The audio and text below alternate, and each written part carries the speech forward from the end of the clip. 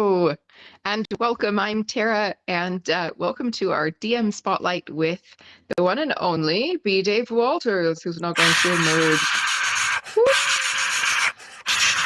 That's me being dramatic. I'm fading dramatically. Lovely. Excellent. Well, we're just here today to chat a little bit about D&D, talk about what B. Dave has planned for the good folks of D&D in a Castle and D&D weekends. B. Dave is on all the things this year. Lots of B. Dave options today. That is true. I'm pretty easy to find this year. Yeah, I think between the game, the sessions, and also the Gen Con games, I think it's what, like nine rounds or something like that. So yeah. Yeah, and yet easy to find, and yet sold out in a lot of places. So multiple sold out rounds. You are coming in this weekend to a D&D Weekends event that's fully sold out. It was fully sold out pretty quickly. After that, you've got your Gen Con games, which I have to check to know if they're sold out, but I think they're close. If not, they are sold out too. Sold out the first day. There you go. And then we go into the D&D in a Castle USA for the first time, doing D&D in a Castle on American soil. So the first round of that was sold out also pretty quickly. And so we've just last week announced that you will be here for another round of D&D in a Castle in August. So if you missed out, this is your chance. Do jump on it because B-Dave is very popular. And then there's another 2 rounds of D&D in a Castle and another D&D Weekends event. Yes. Woo! A lot. So yes, that's lots of B-Dave, but a lot of those are sold out. The D&D weekends, remind me of the dates of those. That's in September. There's the top of my head, I should have that information. 2 seats left in September, 2 seats left in October. November is sold out. September 26th to the 29th in Atlanta. That's the one. That's the one. So very cool. So tell us a little bit about what you've got planned for those things. First of all, are they all going to be different, or are they going to have some similarities or some overlapping elements in all of those games you're going to be running? So historically, what I tend to do is I tend to have a certain campaign that I run for the year, and I kind of have my annual campaign, because I find even if I think it's going to be the same after the inciting incident, people make completely different choices and the game goes a completely different direction. I'm intending to test something this weekend with the Lakehouse game where, pending some of the choices that they make, I think I might set subsequent games after this one. But again, my niche is level 20, high stakes. You got to save the whole universe. Like literally, this time, all the realms, all the planes, everywhere you have to save. So it's hard to get much higher stakes than that. I don't want to say anything because it's a spoiler, but it's you can get some Ravenloft, can get some Planescape, can get some Spelljammer. So it's a lot.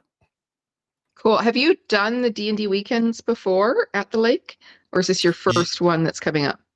I've done it twice already. This will be number 3. In fact, I was the second right after Mark Meir to get in there. Right. So like Mark and I are always neck and neck for like who can do the most of these things. He's slightly ahead of me because he did some during the pandemic that I couldn't make. So I would say I have to catch up to him, but I'll never catch him because now we're in parallel.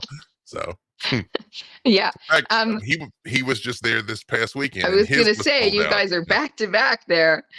And I would be remiss if I didn't point out that my good friend Jason Carl is doing Lakehouse also in September, I think. Also sold out. Oh, his Lakehouse is sold out? His Lakehouse is sold out too. Well, so, there you go. But he D&D weekend's popular. His is November 21st to the 24th, but his is sold out. So here's the thing. I love Jason dearly. He is a very good friend. He is not the social media butterfly that I am. So I have to perform my hype man services for his sake. I see. Well, yeah, Jason is awesome. He does have a couple of seats at D&D in a Castle in the fall. One of his tables is fully full, and there's a couple of seats in the other one because he's doing back-to-back rounds in the fall. I think we're the exact opposite. I think I have 2 seats in October and he's sold out, and then he has 2 seats in November and I'm sold out, I think. So there you go. You could come to either, you could come to both. Come to both. Oh my God. B Dave one week, Jason Carl another week. I mean, that's kind of gonna, like, that ticks every box. I don't know. Just say That's the ultimate vacation. I don't think you're ever gonna top that. there it is. So tell me the difference in your experience No. of doing D&D weekends versus doing D&D in a castle. I was actually just talking to Mike about this a little earlier today. I'd say there's two things. The weekend is a little shorter because you basically have 2 proper gaming days in sort of a session zero-ish thing. Because we get together on a Thursday, we play that Thursday. How long we play that Thursday kind of depends on what time everybody gets there, how worn out they are from travel, the sort of act of God thing. And then we go all day Friday and all day Saturday. And usually by Sunday morning, it's more kind of like getting ready to say goodbye. So it's slightly less overall table time than the castle. But it is a far more intimate experience at the castle. We spend way more time hanging out, talking to each other. If it's the type of thing where you want actual FaceTime with me to talk about things like streaming or gaming or just relax and raise a cup together, that kind of happens every night at the Lakehouse. Some people go, it's a beautiful lake house. It is literally sitting on a lake. So every time some people decide to go to bed, some people go pretty hard. The last one I was at, everyone there were a gaming group that had met during the pandemic but had never met in person. Oh, cool. So they, of course, were very much happy to be together and stayed up into the wee hours. They went harder than I did.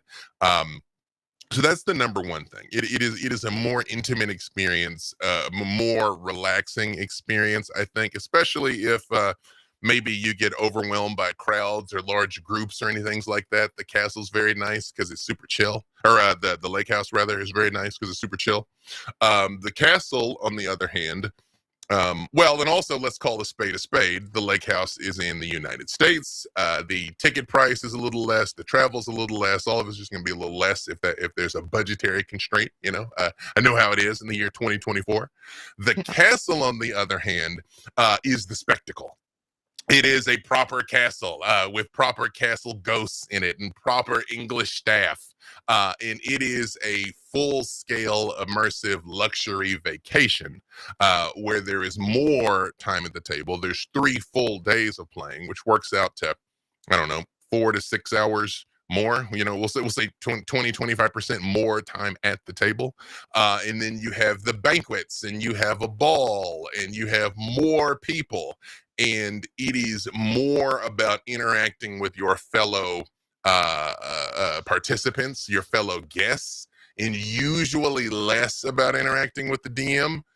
Me being me, I tend to still at least have a cocktail once or twice with the people, but usually it's kind of the thing where you play and the DMs kind of vanish and you sort of interact with each other and kind of enjoy the grounds. So it's a bit of a larger scale experience at the castle. But in terms I'd say the castle feels more like a community, whereas the lake house it's about your game, it's about the DM, it's about your adventuring party. But when you're at the castle, you're part of a community, and you really get to feel just immersed in a whole world. And it's really the dream. Being at the castle, it's just bigger, it's more, it's longer, you get to forget reality completely at the castle. It's a total escape. I mean, that's what D&D is, right? It's an escape in a way. Absolutely. It's lots of things. One of them, I think, is an escape. And so the castle, I think, is the escape. So, so you said there's going to be a little bit of Ravenloft. There might be multiple settings. You're going to give us any more?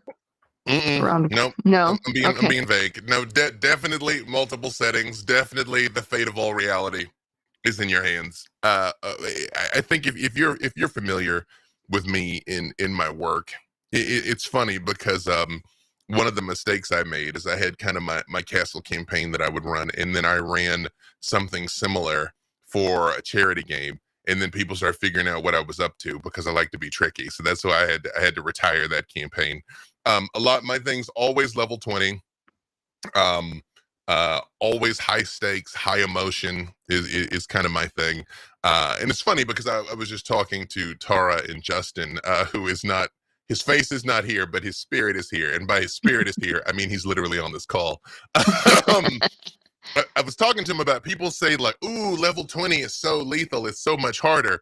And I'm like, no, it's not actually. The game is at its most lethal from levels 1 to 3. When you have 10 hit points in one spell, and a goblin with an axe can crit and kill you, and your friends can't do anything about it. That's when the game's at its most lethal. At level 20, it's really hard to die and stay dead at level 20 in D&D. So the game then becomes more about not what can you do, because you kind of can do anything, especially if you're a wizard. You literally can do anything, but you kind of can do anything. It becomes more about what will you do? You know, how will you apply this power that you've got? What choices are you going to make? What sacrifices are you going to make in the course of what it takes? Are you going to jump in front of your friend and take the disintegrate that was meant for them? That kind of thing is what it is.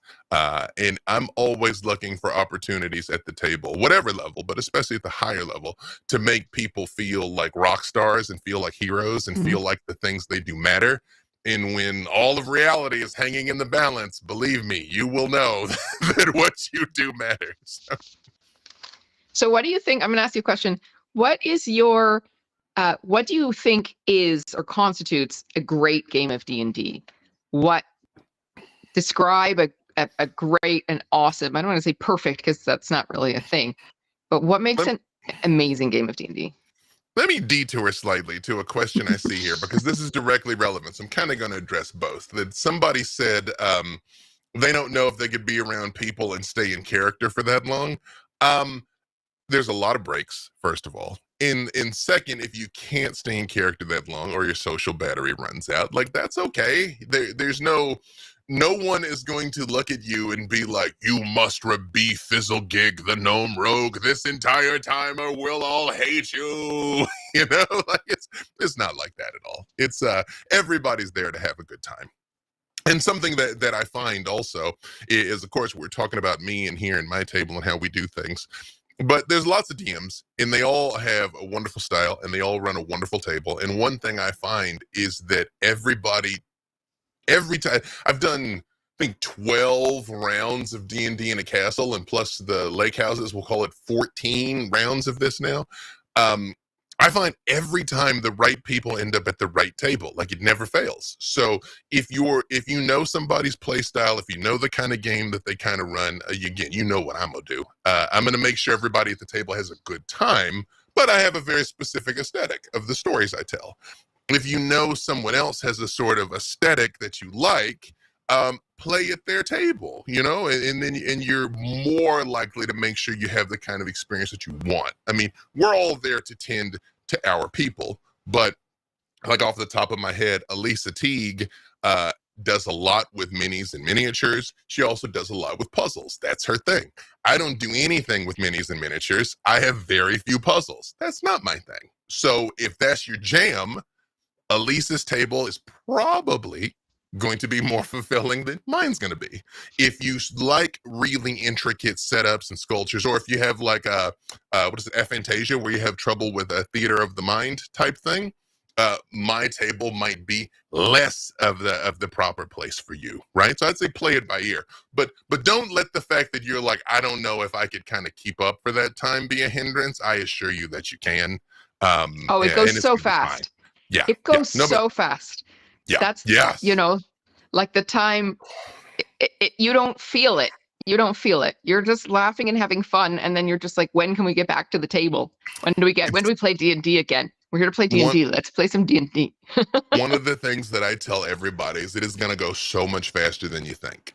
Like you are going to blink and it is going to be time to go home. Like I give people little touchstones all the way down. I'm like, we're halfway done. This is halfway it. You know, make sure you take the time to sort of take a deep breath and walk around and take in the grounds, because it is going to blaze past. Now, you said what is the perfect game of D&D, or perfect game Or of D&D? great. Yeah, or great.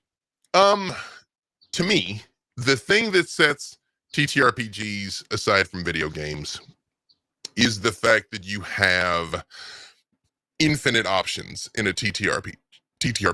And of course, you know, Right. infinite. In that no matter how good the sandbox of a video game gets, you can't say, well, I'm in the starting town. I want to marry the baker's daughter and settle down and live in the starting town. And that's what I want to do. Or I want to I realize the evil wizard's making a lot of sense. I want to join the evil wizard. You know, like, oh, the emperor's here. I'll be the next Dark Lord of the Sith. Sign me up. Video games don't really have that. Not really. Like, no matter how many options you've got, they are limited, which this was another thing that we were talking about right before we went live, that I was talking about how sometimes, especially newer storytellers and also sometimes newer players, there's the things kind of get put heavily on rails where it's like you must go to the castle and you must talk to the king. And sometimes players catch on to that and they become obstinate and they were like, I will do anything but go to the castle and talk to the king. Whereas as long as everybody at the table is having a good time, it's fine if they spend the entire time interacting with your adorable old man that is selling loaves of bread in the market square, if that's the game the players at the table want to play. So for me, the thing that makes a good game of D&D is everyone gets a chance to feel like their contribution matters. The fact that they're there at the table is important. That the things that their characters do and that their characters don't do have a meaningful impact on both the session and on the world. Like, the spotlight should fall on everybody at some point and you get to feel like a rock star. And that may be if you have a very talky character, you talk your way out of a tough situation. If you have a very sneaky assassin rogue, maybe they manage to sneak up and eliminate the general before the fight even starts, type thing.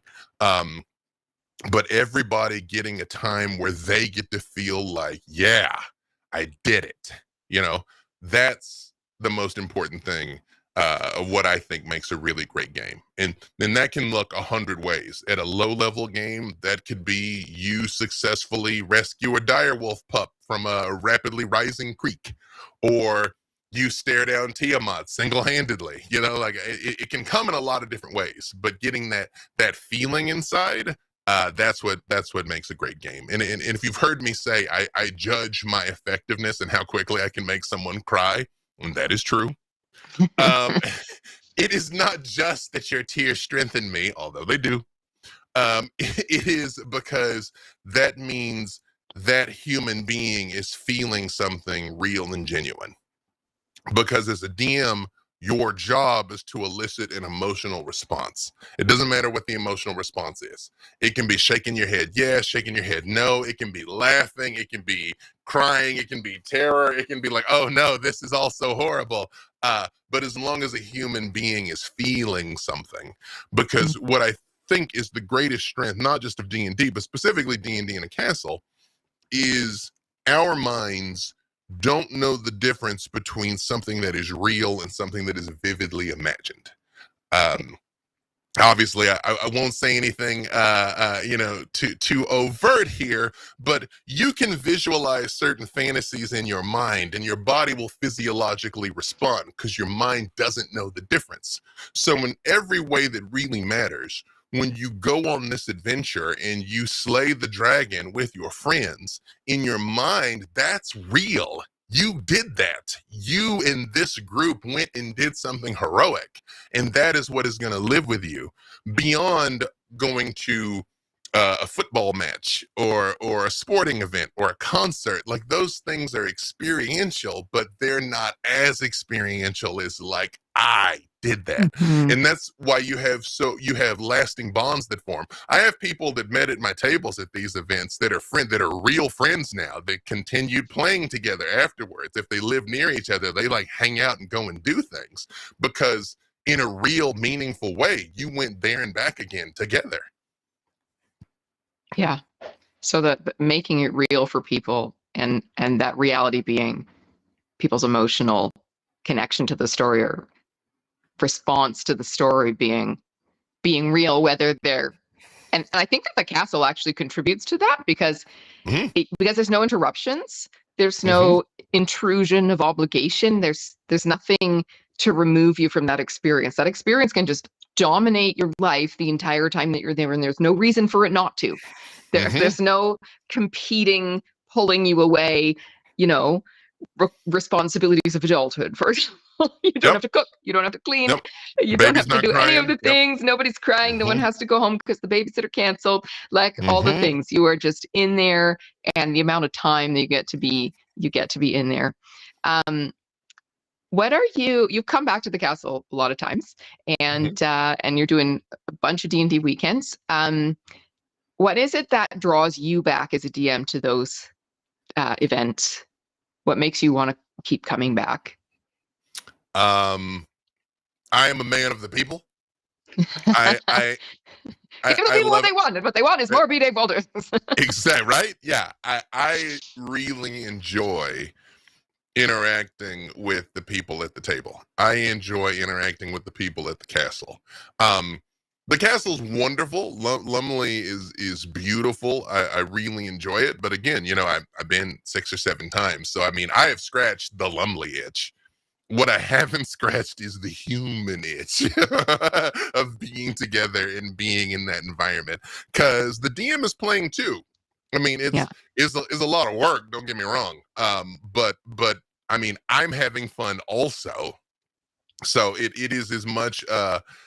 It is a getaway and an experience for me as well.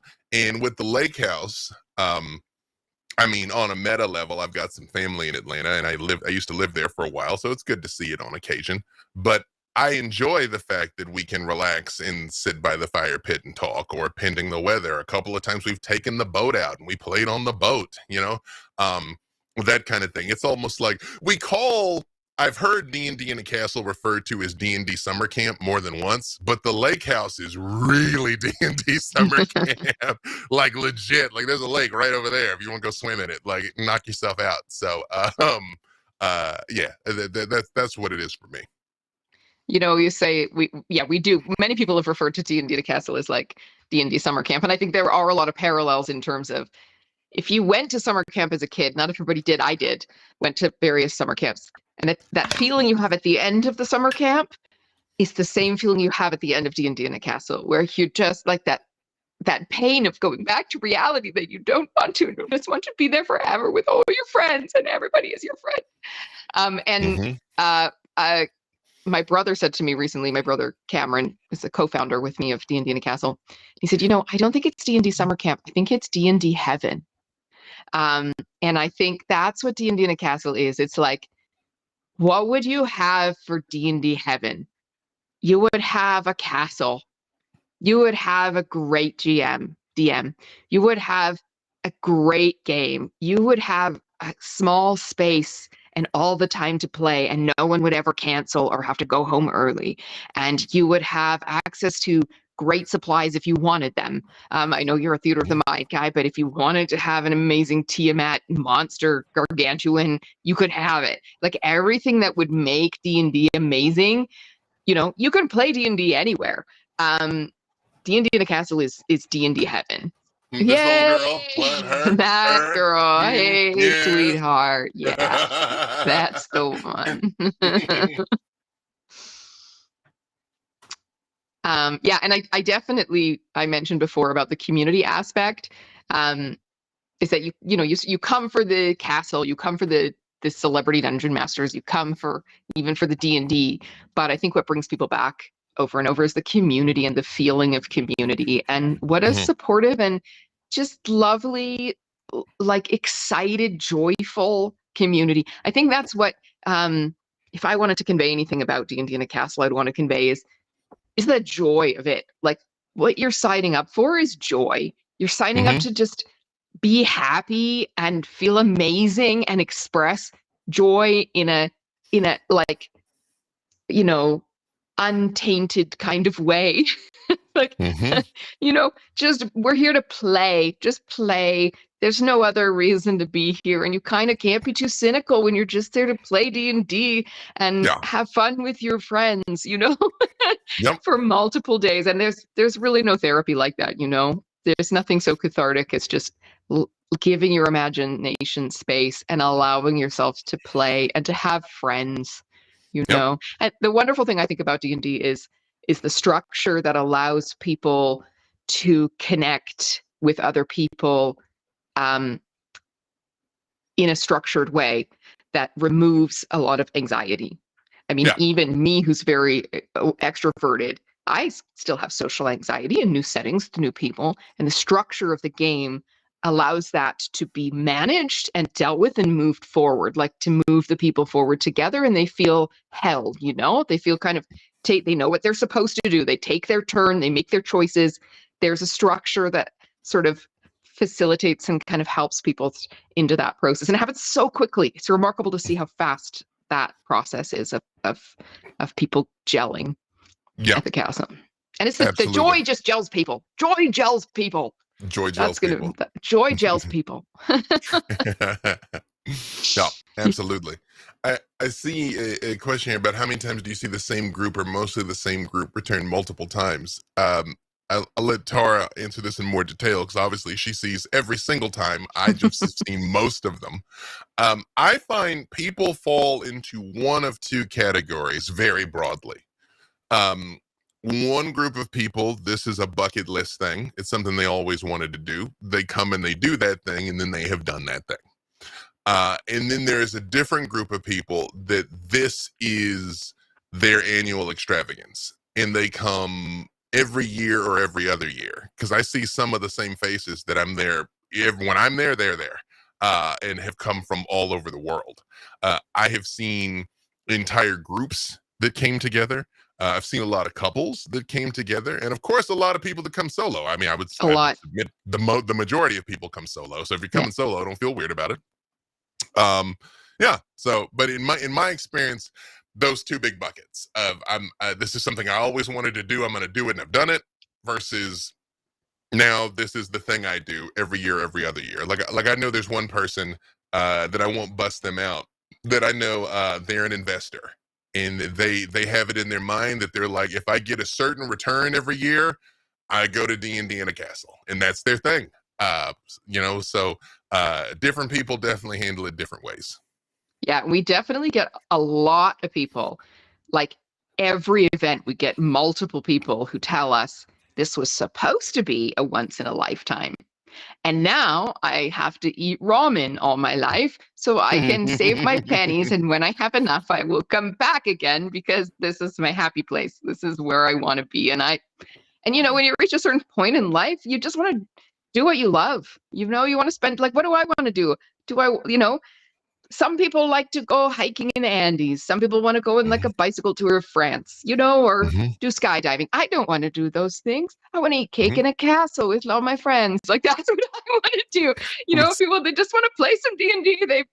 Yeah. So Well, and I think that is one of the beautiful things about the Ohio castle is again, it's a little lower barrier of entry. If like you want to do the castle over in England, but logistically, maybe you've got young kids, maybe you can't get as much time off work. I mean, yeah. obviously, sometimes there's a financial consideration.